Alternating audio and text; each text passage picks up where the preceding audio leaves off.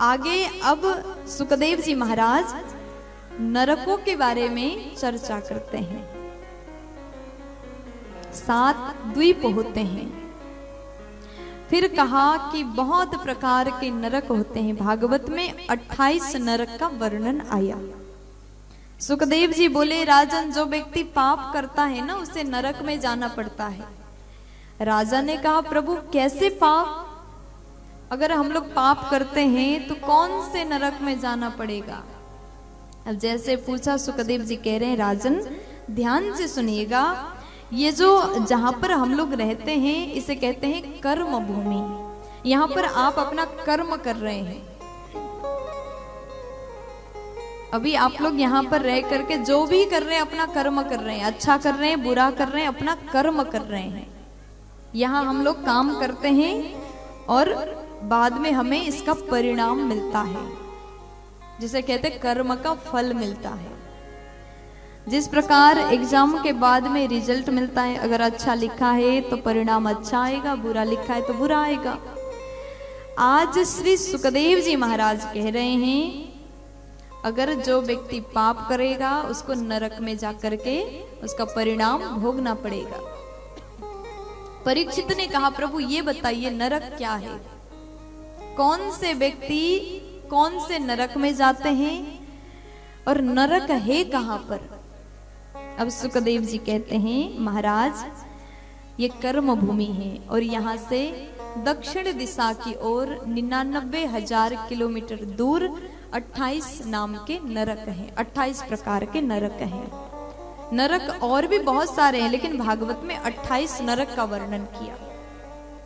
और बोले कि जो व्यक्ति झूठ बोलता है, झूठ बोलने वालों के लिए भी अलग नरक है। कैसा झूठ? किसी का पैसा उधार में लेता है और उसको समय पर वापस नहीं करता। देखो यहाँ पर तो लगता है कि अगर आपने किसी से 10,000 लिए और आपने वापस नहीं किया, जब वो मांगने आया तब कह रहे हैं कि अरे हमको नहीं पता। कुछ लोग तो ऐसे होते हैं, पैसा नहीं देना हो तो बोल देंगे हम आपको जानते ही नहीं है ना? कौन है आप, हम जानते नहीं। पैसा लेते टाइम तो बड़े अच्छे से बात करते, देते टाइम बुराई कर लेते हैं, फोन से ब्लॉक करते हैं। देखिए, अगर आपने किसी का पैसा उधार में लिया है तो हर परिस्थिति में उसका पैसा वापस कर दीजिए। अगर यहाँ नहीं दिया, कभी ना कभी हिसाब चुकाना ही पड़ता है। किसी भी रूप में आपको वापस करना ही होता है। इसलिए कभी भी किसी का 1 रुपया खाने की आदत मत बनाइए। प्यार से बोलो।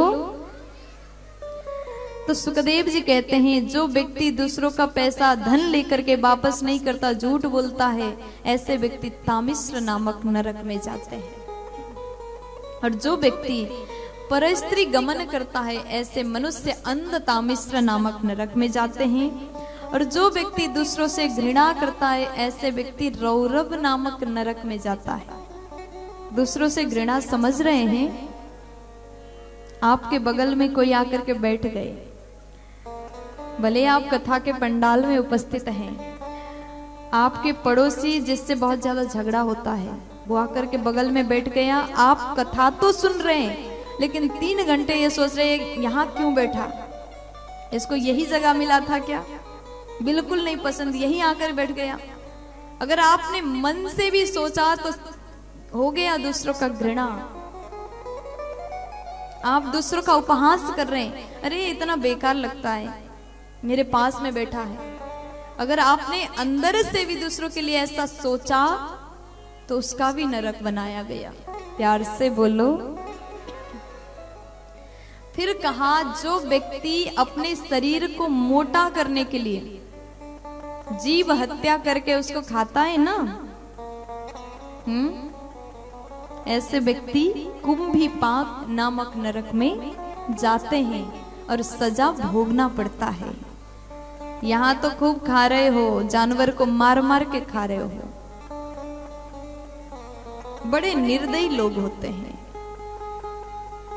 जब जीव हत्या कर रहे होते तो उस समय वो तड़पता है, चिल्लाता है, बस इतना फर्क है मनुष्य और जानवर में। आपको थोड़ा सा भी सब्जी काटते टाइम हाथ में चाकू लग गया तो आपको दर्द होता है, तुरंत पट्टी बांधते हो, बैंडेज करते हो, मुझे दर्द हो रहा है, खून निकल रहा है, 10 लोग को बताते हो, दर्द बयान करते हो। लेकिन वो जानवर, उसके पास में बाड़ी नहीं है, वो अपने दर्द वर्णन नहीं कर सकता है, लेकिन दर्द उसको भी होता है, तकलीफ उसको भी हो रहा है, वो भी व्याकुल होता है। जब आप उसके गर्दन पर तलवार रखते हो तो वो तड़पता है, और मरते समय उसके मन से क्या निकल रहा होगा समझ लो, कितना दर्द हो रहा होगा उसको। लेकिन मनुष्य इतने निर्दयी हैं, मनुष्य तो है लेकिन मानव तन में दानव छुपा हुआ है, क्योंकि असली मनुष्य ये काम कर ही नहीं सकता। जीव हत्या करके खा रहे हैं और अपने पेट में उसको रख रहे हैं, मरने के बाद वो मुर्दा ही हुआ ना। हाँ, प्यार से बोलो।